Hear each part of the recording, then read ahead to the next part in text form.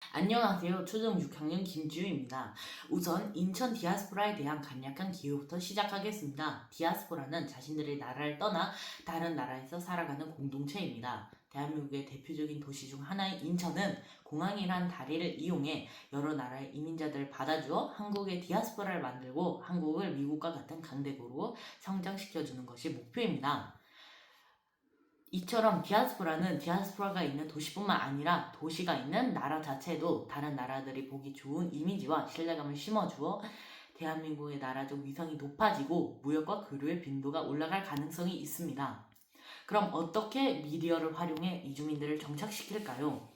먼저 미디어를 활용해 우리나라와 인천의 우수성을 알립니다. 인천은 우리나라 중에서도 부산과 함께 주요 항구 도시라서 교류와 무역에 큰 장점을 가지고 있고 예전부터 이방인에 익숙한 개방적인 도시입니다. 그리고 이민자, 외국인들이 한국에 오면 가장 걱정하는 것들이 있습니다.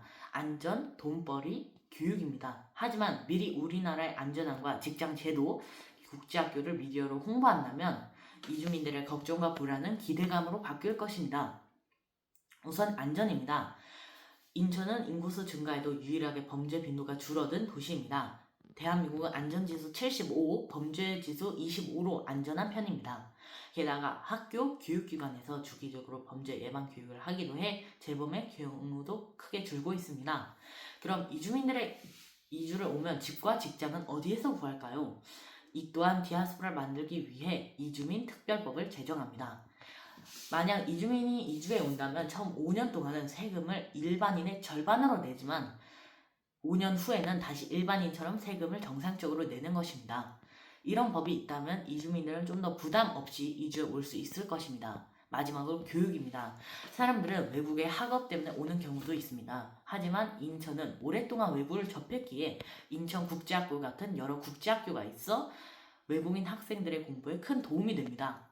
인천에는 현재 인천국제교육학교, 체드윅 국제학교 같은 여러 국제학교가 있어 한국은 엄청난 학교를 바탕으로 공부하기 때문에 분위기 형성에도 좋습니다.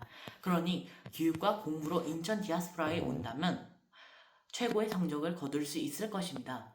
인천 디아스포라 도시는 이주해 오는 이민자들이 정착할 때 정부의 다양한 제도를 소개시켜 줘야 할 것이고 다양한 언어로 이런 제도를 알리는 홍보와 통역자들이 있어야 할 것입니다. 이상입니다.